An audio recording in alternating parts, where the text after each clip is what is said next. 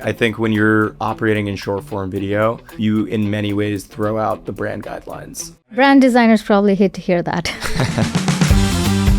I think this is like the best time to be building a service business because the entire rules of how you would do it previously, like you can question all of those assumptions and rewrite kind of the playbook. Brand is changing. What does it mean for a brand to stay relevant and ensure longevity? I love that question. I think what you're going to see is like you have AI generated assets, you have human generated assets, and you have really strong human personalities that are driving consumer brands. Do you think you'll still need humans to sell these products in a couple of years? Yeah, 100%. I think. What's one overrated metric when it comes to performance marketing? Brands seems to obsess over, but you just don't think it's all that important. Oh, wow. This is a very hot take. I think RoAS, in-platform RoAS. Oh, it's not important? No. Okay, so what will be the North Star you chase then? I think the most important metric is Oh, okay.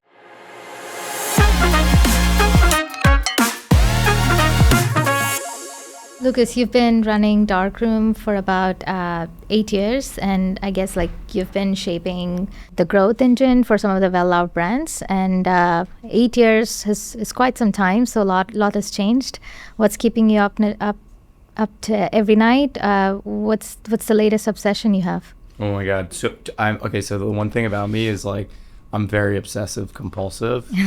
So when I get into something, it's I go deep on it. But yeah, I mean, I think on paper it's 8 years, but like the first couple of years of the agency, like I was just an undergrad student at UNC, so was still figuring out, what advertising really was. But the business has changed so many times. Like, and I think that's just a exemplification of the digital advertising landscape today. It's just constantly shifting, particularly in commerce.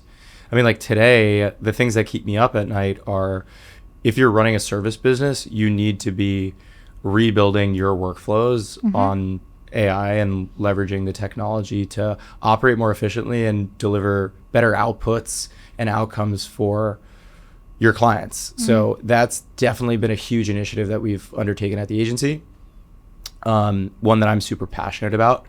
I think this is like the best time to be building a service business because, the entire rules of how you would do it previously, like you can question all of those assumptions and rewrite kind of the playbook. So that's been something that I've been really focused on, and I talk a lot about it. And then there are two other things that I really am focused on. One is the AI marketing funnel, which we can get into, how people are buying and discovering products today, which is totally changing, both from, the search intent side of things. We're obviously super familiar, OpenAI, Perplexity, this is where people are going to for information and recommendations. Yeah. Almost as if you were talking to a friend asking them, hey, what should I do? Or an expert, really. And then the other side of things is like social commerce. Like I really believe that's the future of product discovery in the US market. And so we've been very focused on how we can deliver services that help brands figure out how to navigate the social commerce landscape, from live shopping to social commerce marketplaces like TikTok Shop to their entire content strategy. And for me, I think the most exciting thing is like you see performance marketing coming back to creative and production in a way that I really did not anticipate, which we can talk about. I want to get into all of those things. But one thing that popped up in my head when you were talking is that, a lot has been said about, a lot of things can be built in-house today. The cost of producing code and producing a lot of the software is close to zero. So what does it mean to be an agency today? And what kind of brands should hire and work with agencies? What stage should they be in if they have to engage with an agency like Darkroom? Yeah, you need to think about like how you can deliver unique value to the market. So if it's easy to build something internally, that should be your litmus test for, okay, this is not a good agency service.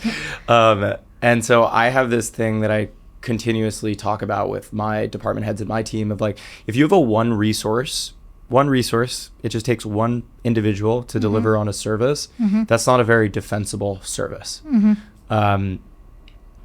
because you're basically just giving someone fractional time. Yeah. Right. I don't think that's a good agency service. That's not how I try and commercialize my business. What I look for is like, what is really difficult to build internally? What is on the cutting edge of expertise? The things that come to mind today are social commerce, AI marketing, marketplaces, things that are fast evolving, that have big asymmetric upside opportunity for brands if they can get them right. Yeah.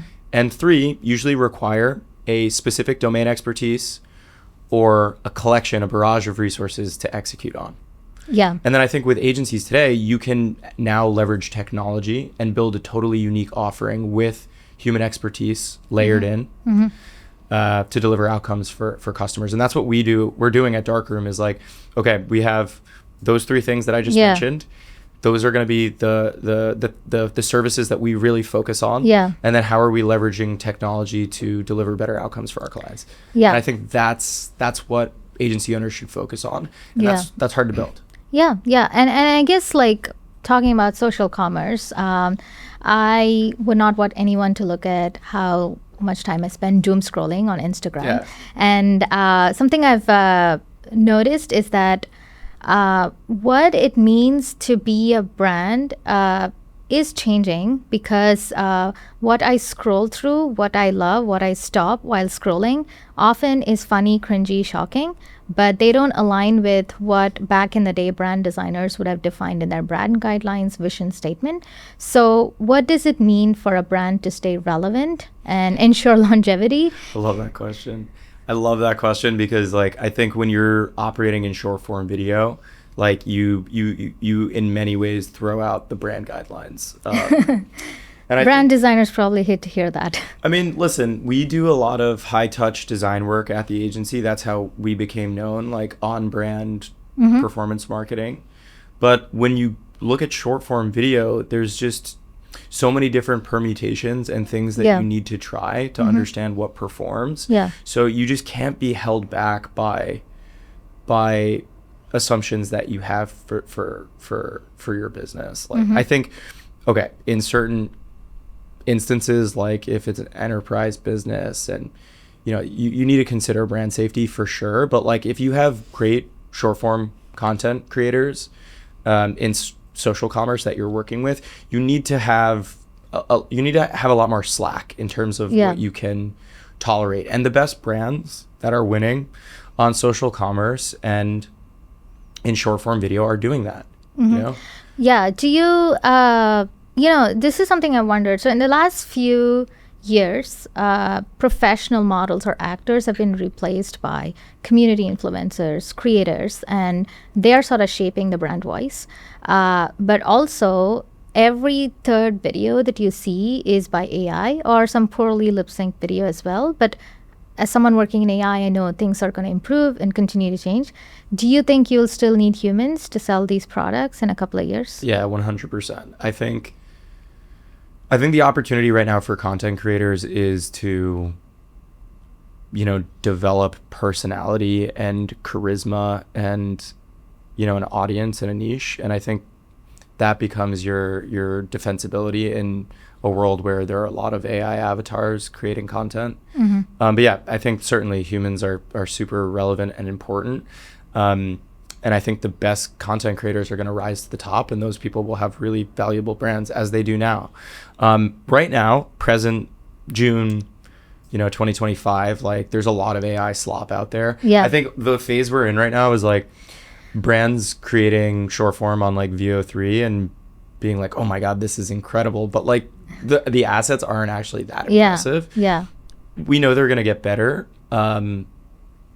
So I think the way that I think about it is like, you want great creatives that are leveraging the AI tooling to deliver more asset permutations, to deliver more asset diversity. And honestly, just to have the expertise. So when the technology actually gets better, you have the ability to produce more volume, more output at a higher quality. But I think what you're going to see is like you have AI generated assets, you have human generated assets, and you have really strong human personalities that are driving consumer brands. And how much should a brand rely on UGC, which often brands complain is like very expensive, unsustainable. So when it comes to social commerce, what are the three key pillars that a brand should think about in order to succeed? What are the metrics that they should optimize for? Yeah, so I think in order to, like, cold starting on social commerce is difficult. So like you need to understand the nuances of the consumer, what they want to buy, what's optimized for the platform, because not every product is going to be successful on TikTok Shop. So there is this interesting triangulation of like product, price, and content format that work really well on the platform. And if you have the ingredients for that, it can be very, very interesting. Not necessarily lucrative on the platform itself. Yeah. Because the P&L is a different story when you look at it. There are a number of different ways you skin the cat and skin the P&L. But I think the way that I think about it is, so you have that unique triangulation of what's going to be successful, and then you need to be able to be really good at leveraging content creators to talk about your product. Like that's the core offering. The core offering is an affiliate offering. If you look at TikTok Shop, for instance, like the way that ecosystem really works, and it's quite impressive, is through affiliates. And there is an economics to, if I have a great product and I'm a good affiliate, I can make good content. I can sell this product through my audience, through my content. And if the product's great and it'll do well in TikTok Shop and I can make good content for it, then I'm going to, take a commission from a GMV perspective on how much I can push that product. As soon as that starts to break down, meaning the product isn't going to perform well, or influencers don't want to engage with it, like that whole flywheel, it breaks down. It doesn't work. So the core, I think, to be successful, you need to have a product that's going to work well on a discovery platform for short form video.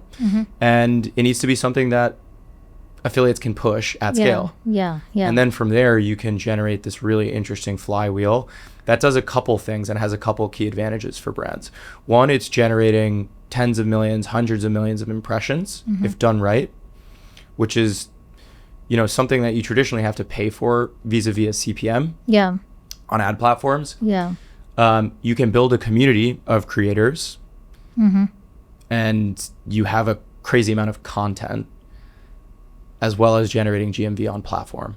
The thing that we are doing right now is, all of that is like, it's brand awareness and it's generating significant halo effects on the traditional profit centers for brands, which for a lot of consumables that do well on TikTok Shop is just coming to Amazon. And there's a couple reasons for that. I'll give you one way that I look at social commerce versus a traditional marketplace like Amazon. So with social commerce, it's very good for product discovery. Like I'm scrolling through TikTok and, I discover a new product because of the algorithm and because of, the content, the short form content and the virality and the stickiness of what that looks like, right? I discover it if it has high intent and, is a solid piece of direct response creative, like I'm going to buy that on the platform. But because of the, I'm not necessarily going to subscribe to that product. Like I'm not going to repurchase it on TikTok. So a lot of that behavior spills over to Amazon. And I think TikTok has this interesting, they're going to need to figure out how they compete with Amazon from a logistics and fulfillment perspective in order to have repeat purchase economics on TikTok Shop. They're rolling out subscription right now, but I'm like, who's subscribing? It's more for impulsive buys. Where does Instagram come into the picture in this product journey? I think Instagram is very important from a short form content perspective. So like if you're a brand and you have an own channel on Instagram, like you should be, producing content and having influencers post their own content there. But Instagram doesn't have that same affiliate economic type community that TikTok has. They just don't. I guess like they don't have those kind of network effects built in for people to do this on the platform. I think they did try it, but somehow it didn't quite take off. And they've moved away from that, right? They're like, we're an ad platform and we have short form video. I mean, Meta is just an incredible company in so many different ways, but I think TikTok has their own version and flavor of a social network that I think is quickly like it's going to compete with Amazon. Like that's what they're trying to do. Yeah. And let's say if you're a brand in beauty or apparels selling to millennials or Gen Z, what should your content portfolio look like and investments across these social platforms look like? Wow, that's a really good question. I think it depends. It depends on the price point, really. Like apparel is actually an interesting product vertical in terms of like where it's going to perform. You look at a brand like Cider, fast fashion, Gen Z oriented, does really well on Amazon. That's usually not the case for a lot of apparel businesses. When you say it does well on Amazon, the product consideration journey, probably people are seeing the product on various platforms and maybe the fulfillment happens on Amazon. So from working with brands, do you have any frameworks for like everything that you have to do, maybe the number of impressions of that brand on like 3 different platforms, 5 different doom scrolling sessions, and then they make a purchase? Has there been any framework to figure out these are the 10 things the brand needs to do? So eventually the fulfillment might happen on Amazon. Yeah, so like what you're describing is like there are certain places people love to shop and where demand is captured. Amazon, traditionally Google. Actually, looking at branded search volume on those platforms is a really good way to measure how much demand you're generating off of those platforms. So if I have viral videos on TikTok, like I want to see how much demand that's driving to Amazon. I'm going to look at how my branded search volume has increased over that period of time on Amazon. That's a very easy way to see. In terms of our strategies that we recommend, like I'm a big proponent, like we go through a ton of RFPs and it's a lot of brands that want to continuously push paid media, and paid media is a very important part of the equation. But brands just aren't winning today. They're not getting ahead through running statics, and frankly, like shitty UGC on Meta. Like that's not where they're building community and generating demand. They don't want to, this has been a long process. They don't want to be pushed ads, They want to discover products organically through friends, like through social. They want to be entertained. And so a lot of what we push is your social commerce, short form video, organic. Paid has a role to play in there. A lot of paid placement in your closed loop ecosystems like Amazon, where there's a lot of purchased and intent data.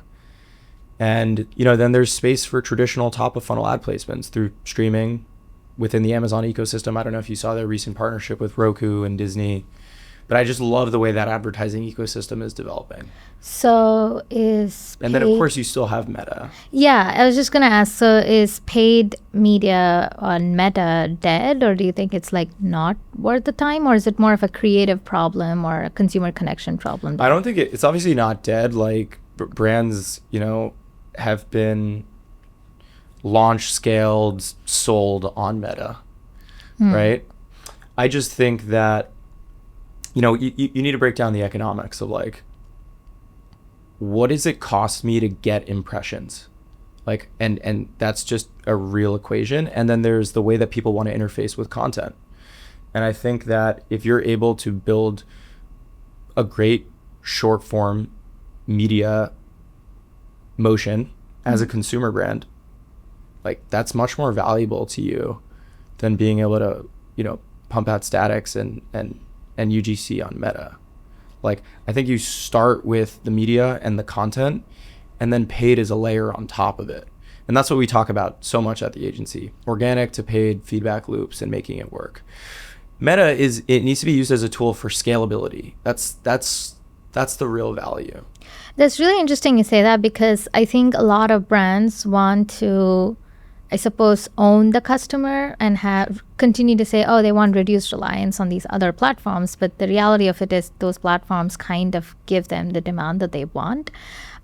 So what's like the right strategy now that besides Instagram, TikTok, all the Facebook, whatever. And now you're also other platforms like Perplexity, ChatGPT, where people are driving their search numbers up and asking questions directly. They're probably not even like scrolling through options. They're just going with the first answer that they get.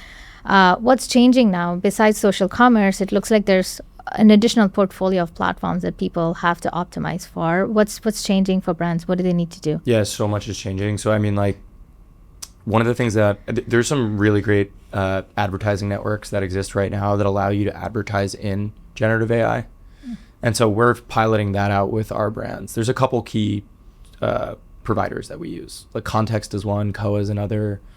And traditionally what we've been seeing is like those ads have higher click-through rate and conversion than a platform like Google. And that makes sense. It's a highly relevant search and you're serving an ad for that. So I think that's how search advertising is evolving. The thing that I think about a lot is like, what does OpenAI's future advertising network looks like? That's a huge opportunity for brands to get right. And it's still very early days there.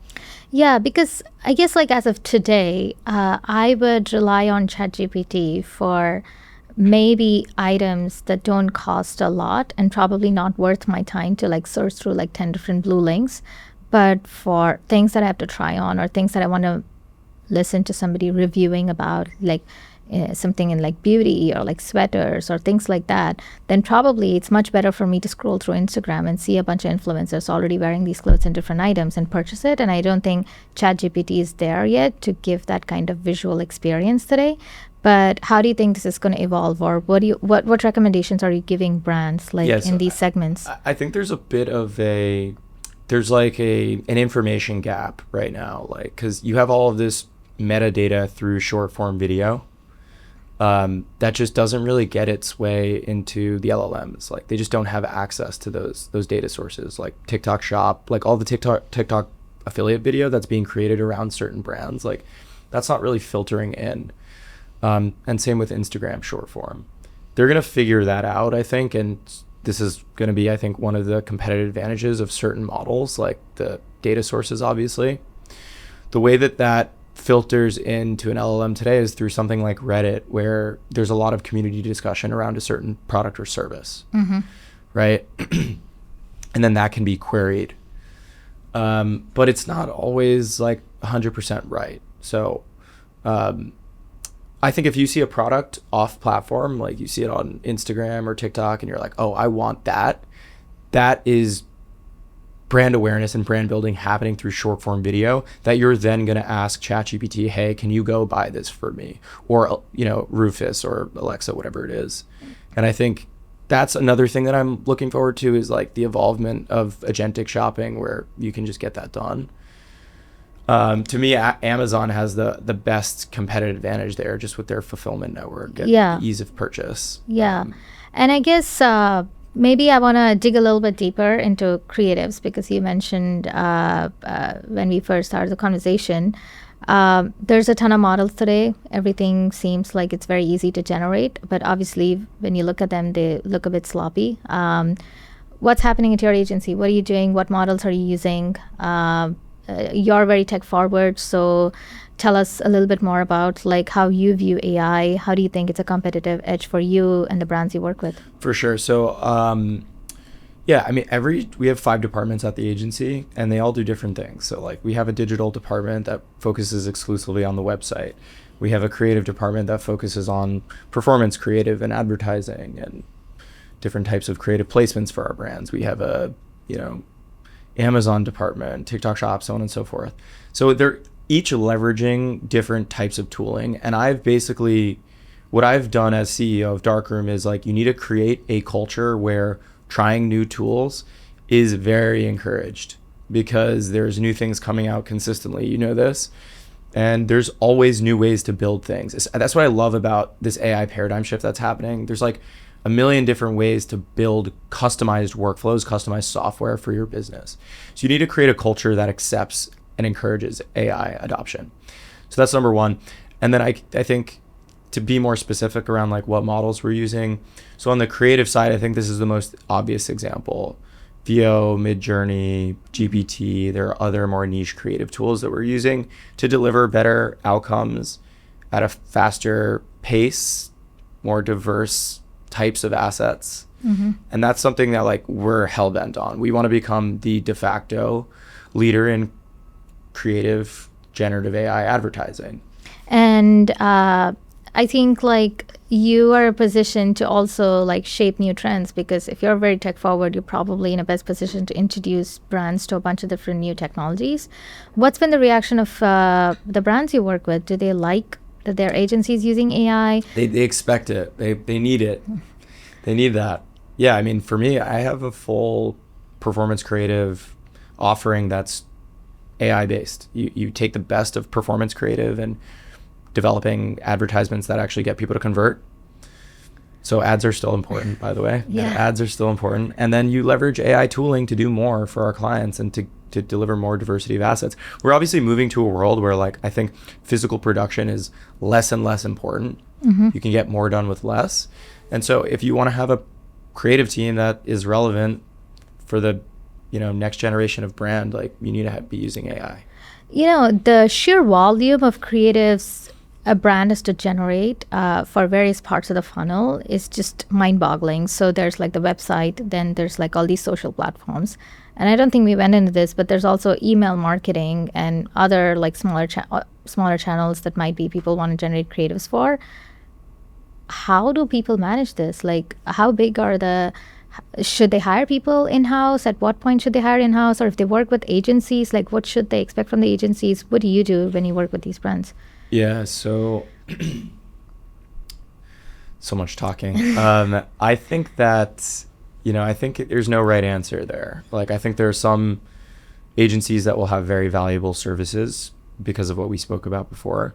And then I think the currency of the future and really where my business is moving beyond the agency services is like, what you really want are AI educated resources.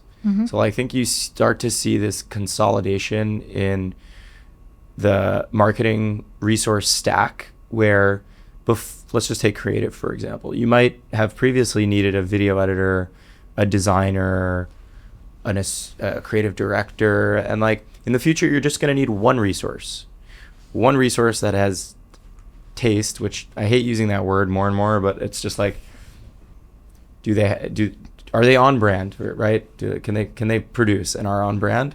And do they know the AI tooling to get the things done that they need to get done? And so that's what we're educating the next generation of AI powered resources. And you mentioned you build custom workflows, do whatever it takes to empower your creatives to bring their best. What does defensibility mean for an agency? This is something we talk a lot about in the startup world. Like, what's your moat? So what do you think is the moat for an agency that serves brands? Yeah, I think right now the reason I'm so excited about AI is because the rate of change is creating so much chaos for brands and for marketing teams. They feel like the FOMO, the urge. They're like, I'm behind. That is such an opportunity. That's such an opportunity. Really exploit the FOMO. But if you have a great product that helps them like work through whatever that FOMO is, that urgency, that's a valuable service. I'm very much of the belief that the value accrues to the brand. Our brand, what I'm trying to build is like YC of growth marketing. It's like you think about growth marketing, you think Darkroom. In the consumer space, obviously there's mobile advertising and consumer technology and so on and so forth. But for consumer and CPG, like you think us, right? And so for me, a lot of people are thinking, how should I rebuild my marketing teams to be AI driven, AI powered? And I think that accrues to the brand. So that's where I want to position myself.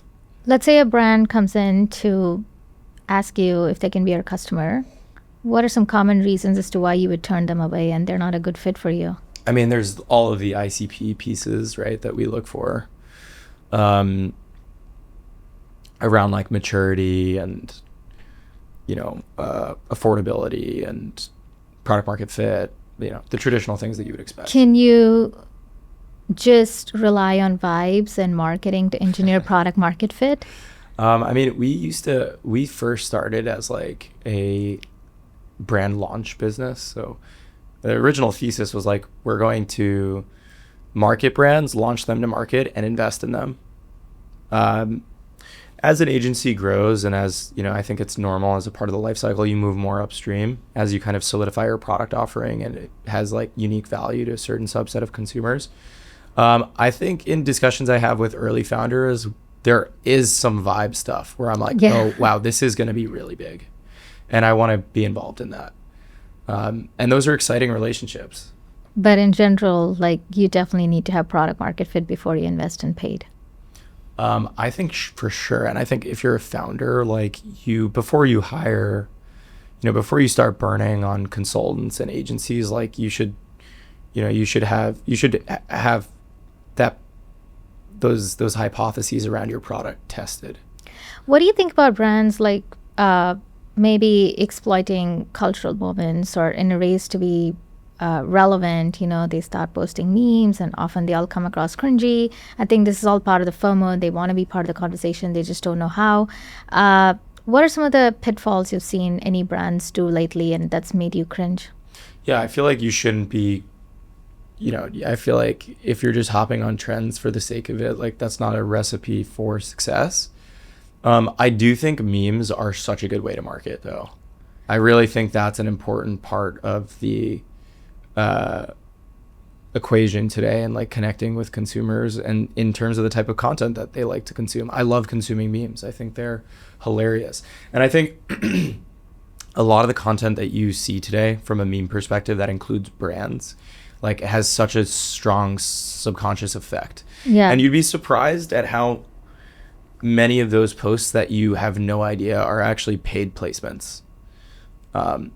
I've seen so many JBL speaker memes recently. I don't know if you've seen these, but I'm like, I have to imagine those are paid placements. There was also a stream of Severance and White Lotus memes that were flooding the internet at some point. Yeah. I guess, like, can you walk me through a little bit about like a brand that you worked with where you can walk me through the creative production all the way from the website to like the emails, like different parts of the journey? What does it look like? What are the timelines like? What is the turnover time like for creatives? I think for us, there's so many assets to create. Like if you're, even for my own business, it's like my marketing team, the amount of, it's by far, I think, the most task driven and output driven part of the business stack. And so that's tough. Like you need the infrastructure to be able to support that. There's just a lot of output.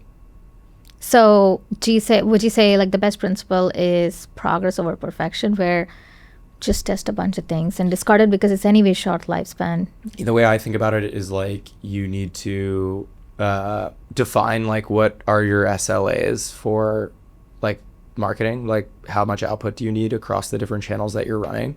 Set those SLAs and then just focus on hitting those SLAs, because that's going to be a challenge in and of itself. If you're just starting out and building your marketing team, you need to figure out how the resources get together to deliver on those assets. That's uncomfortable. So start hitting the volume thresholds first, right? And then you optimize for quality, because I think just getting into the habit of producing is like the foundation. And then you iterate on quality to make sure you're meeting the certain standards that you have at the brand level. And you're going to go through times where like certain resources or agencies or consultants, they're not right, and you need to flip them in and switch them out and make sure you have the right combination of resources to output. And so that's how I advise our brands.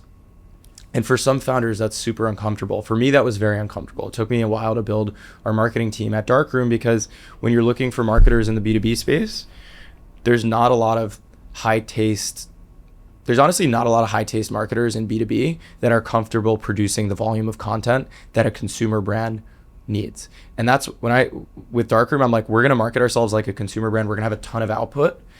And so I started hiring B2B marketers, and they just did not get it like at all. Maybe write a blog post once a month or something. Yeah. So like we had to just build it. And the thing that I gravitated towards was looking at great creatives that are used to producing content and iterating and are comfortable with that workflow.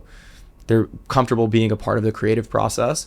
And then educating them on more performance marketing, which is actually what a lot of what I talk about today. I think it's a lot easier to educate great creatives on performance than going the other way, taking performance marketers who are more analytical and then educating them on how to be vulnerable and create. There's just like, that takes a long time. Yeah. I often see this tension between traditional designers, like they kind of curate these beautiful Instagram pages or like beautiful websites, but often when they are tasked with creating ads for Meta, like everything falls apart. None of what they create ever performs because you require a mental shift and like figuring out like what ads should work. The creative strategy needs to be different. Do you see that tension? Like, have you seen that happen quite often? Do you always have the same designers work on both sets of the pillars? Tell me a little bit more about that. Yeah, I think, yes. I think it's good if you build up like, you build up expertise with a particular person. They know your strategy, your brand, like, and they can execute across the customer journey, like on a variety of different types of assets. The way that I look at resourcing my marketing team is by like what functions they're going to own. So like I have a web lead that's responsible for on-site content and on-site design. That's a designer that gets educated on SEO, that gets educated on the platform, that gets educated on our content strategy for the website. So that's a creative person that's getting educated on some of these things. And like, I think SEO is a great example. It's like you have technical SEO marketers, but it's not that complicated actually. Yeah. When you dive into it, it's like, so let's just educate the creatives who are going to be, they have like that quality standard. Let's get them to be able to understand that and then produce, right? So that's the web. Then I have organic social. Organic social requires a lot of resources to get done. Video editors, content creators, affiliates. So that's a whole beast. And then, I mean, from there, it's like how much more content that you want to create. It's unique for every different type of business. And I guess like what's one overrated metric when it comes to performance marketing? Brands seems to obsess over, but you just don't think it's all that important. Oh, wow. This is a very hot take. I think RoAS, in-platform RoAS is... Oh, it's not important? No. Okay, so what will be the North Star you chase then? Because, yeah, every brand I speak to at least like puts that as their North Star. Yeah, for Meta, I think RoAS it's not what you should be thinking about. So if you were to give advice to a brand, if they have to pick one metric, like what should they rally behind? I think the most important metric is contribution profit on the channel, at the sales channel level. So this is an interesting thing that's currently happening in performance marketing that is taking a lot of my mind share to talk to my team about. But it's like, okay, you have sales channels and then you have marketing channels, right? The traditional sales channels for consumer businesses are direct to consumer, Amazon, you have your retail stuff, right? And then now you have TikTok Shop. You might have other marketplaces too, but those are the big ones. Okay, and then you have your marketing channels, your channel spend, right? And so for D2C, you might have Meta, Google, AppLovin, Pinterest, TikTok, so on and so forth. And the way that people assess those channels, the way that a lot of marketers assess those channels is on a platform attribution level, which is just like, it just doesn't make any sense. What I train our marketers to look at is, let's just look at the sales channels. How is contribution profit for D2C growing? How is it growing for Amazon, right? And then you have the marketing spend on top of that. And the real way to optimize your marketing spend for those sales channels is through media mix modeling. That's the truest statistical form of optimizing spend for incrementality. And I think just people get this wrong in so many different ways because it's very hard to understand. A lot of people don't get it. And it's quite complicated when you start running and you're spending on platform. You want to say, what credit is that platform giving me? And so a lot of marketers default to, well, let's look in platform and see what that looks like. The metrics I look at for like platform throughput are click-through rate, hold rate, thumb stop ratio. Like how much engagement are we getting on the individual ads, right? And then there's a bunch of different ways to look at attribution. We don't have enough time to get into that. But what I want to be seeing is like on D2C, is my profit growing? And then ideally, if you're spending enough, you're using, and you have multiple sales channels, you're using an MMM to say, okay, I'm going to optimize my Meta spend, my TikTok spend, my Amazon spend to grow revenue and profit on Amazon and on D2C, for instance. Because like Meta, if you're just evaluating it on a D2C profitability level or at the channel level, you're not getting the true understanding of what lift that's having for your business. Meta is driving demand on Amazon. So what credit can we give Meta for Amazon? Mm-hmm. What credit can we give Meta for D2C? Yeah. Right. And so I think it's very important for folks in finance and marketing to understand, and at the executive level to understand this relationship so they can make better decisions around media. Because if you're just going to look at your digital marketing spend in aggregate and how that filters into your D2C P&L, you're not going to get the full picture. Yeah. And I guess like taking a slight tangent, because I love analyzing creatives and I feel like creatives is like your first storefront. And we spoke a little bit about that, but I want to dig a level deeper. You work with so many brands. Do you have any David versus Goliath story where creatives kind of help propel this brand's growth across all channels and you help them do that? Yeah, so I'll give you an example of a brand we just invested in that we're about to start working with. That the reason I invested in them is because of how they're, like the type of marketing that they're doing. So their brand is called Good Girl Snacks. They have a product called Hot Girl Pickles. Okay. They went viral on TikTok, on Instagram. You know, it's two girls from USC, and they're just creating content. They're bringing people into the founder story, and they're raising awareness for the business. Distribution right now is literally just D2C, and I think it's Erewhon. They might have a couple of other retailers, but it's a small footprint. What you want to do as a startup is like you want your marketing to expand faster than your distribution, like in front of your distribution, so you can drive sell-through. And I think they're doing a great example of that.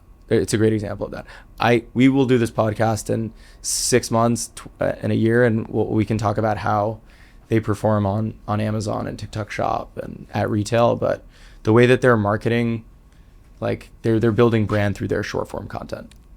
And what's like one marketing rule that you think maybe mid-stage or late-stage D2C brands should break? Or like a creative mindset shift that they need to undertake in order to continue to stay relevant? I think like live shopping, it's like... Oh, live shopping. Yeah, I was thinking about it. Like, I think that's where people should start investing right now. Like, figure out your live shopping strategy. Do you think it's getting a lot of adoption in America? I see a ton of shoppers in China, like people are always on live shopping platforms. Yeah, I don't think it's going to be like a full copy paste type dynamic that you see from China to the United States. But yeah, it's going to be huge. Yeah, it's going to be huge. And which verticals do you think are really well positioned for live shopping? I think beauty is one, but... Beauty's great. Yeah, I think there's a lot of categories within CPG. I think food and beverage can be great, electronics, home goods. And among these old school CPG brands or like these old school legacy brands, do you think anyone has really owned social commerce really well in the past few years? I mean, there are a lot of startups doing such a great job, but what about these legacy brands? Who has kept up? I mean, okay, so like recently, I think, I don't know if you saw that news, it may have been a month ago, Mary Ruth saying we're doing live shopping, 21 hours a day or whatever. I haven't seen their live shopping. I just saw the announcement, but I don't know if that makes sense. I don't know if that makes sense just for one market, but yeah, like they're like, hey, this is going to be big. And, almost the announcement is like marketing in and of itself. You're creating buzz, you're being innovative. Yeah. And where do you put these celebrity owned brands? Like almost every celebrity now has their own beauty line. What do you make of them? Yeah, we run a lot of celebrity brands at my agency. Does it make it easy to scale their brands? The thing with celebrity is, I think the idea is you leverage the audience of the celebrity and their likeness to, reduce your customer acquisition cost out of the gate. You can reach escape velocity faster, right? I think where people get into trouble is the alignment of product with the celebrity, or, people assume that the celebrity is a great content creator, and that usually is not the case. So you kind of burn out on that organic lift that you can have. Where I see it really helping is in opening up doors early on. So, I think for anyone starting a celebrity brand out there or partnering with a celebrity, if you have great fundamentals with your business, good unit economics, and you can leverage and you have the right combination of product and celebrity, it can be very powerful. Yeah. And I always like to ask all my guests at the end of the show, what does marketing look like in 2035? Oh my God, I have no idea. I'll be honest with you. I really don't know. What are your predictions? What do you want to happen? Commerce, it's the trends that I'm looking at are a lot of the creative deployment will be executed by AI. So that's why those AI resources are going to be, people who understand AI are going to be really valuable. So Meta just said their ads, everything needs to be served automated. Yeah. So I guess creative generation could be automated. I don't know about the 2026 timeline, but I'm sure it's very much in the horizon. I listen to Mark Zuckerberg when he says things. It's probably going to execute on them. He's got a lot of resources. I think if you're an agency in the meta advertising space, a lot of your competitive advantage is getting whittled away. So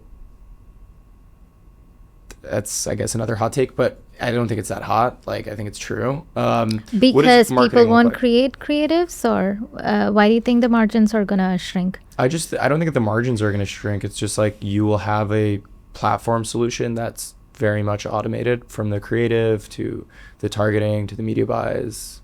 That's great for brands. I like that development, right? And it forces us as agencies to adapt. What does marketing look like? Agentic shopping. It's just going to be part of life for grocery, for normal shopping. So I think the ad placements totally change. One of the things that I've been asking people is how do you influence an agent? How does that work? And I think people are trying to figure that out. A lot of the marketing stack is automated. We're leveraging AI tools to get those done. Marketing teams are smaller. And I think short form just continues to be the way that we consume content. We didn't dig into this, but where do you see email? There's always 1,000 promotional emails. Is it still a viable channel for D2C, or is it just something that they check off the list as that they have to do? Yeah, I think email is a great channel right now. And I think retention is always going to be a part of keeping customers engaged on your own channel. But I think, it definitely looks different. Yeah. I think the major thing I'm trying to think about is what happens when we don't have phones anymore? That's a very interesting paradigm shift. What are you most excited about in a couple of years? New hardware, new software. Tell me a little bit more about something completely new, a new world that you're excited about, but maybe you don't often share. Yeah, I mean, I would love to have a world where, again, there's no phone, no email. So AR glasses? There's no phone, there's no computer, right? You might use a notebook to do deep work, but yeah, that would be very nice for my hands. So what's the visual interface? I don't know. I mean, I'm not the expert there. I can speculate, but yeah, I think it's something virtual. It's something embedded. Do you work with your brands to do virtual try-on activations on the website? Not and really. stuff? I know people in that space, but yeah, there's a whole tech ecosystem there. Okay, it's not something you've been looking into very deeply. I mean, I've used the tech, right? But I don't, I'm not an expert. And what book are you reading right now? Oh my God, I've been trying to finish this book, The Great CEO Within. Oh, okay. Have you read it? It's on my. You strike me as a great CEO, by the way. Well, it's on my list, but I haven't started. But I guess it's on my summer reading list. I've been opening it and I haven't been able to finish it. Well, I just do audiobooks these days. Me too. It's very easy. But this one I have the hard copy, so. Okay. Well, I know I just kept asking too many questions. If you let me speak, I will keep speaking. But it was wonderful chatting with you. Thank you so much for having me. Yeah, for sure. I love the conversation. Yeah.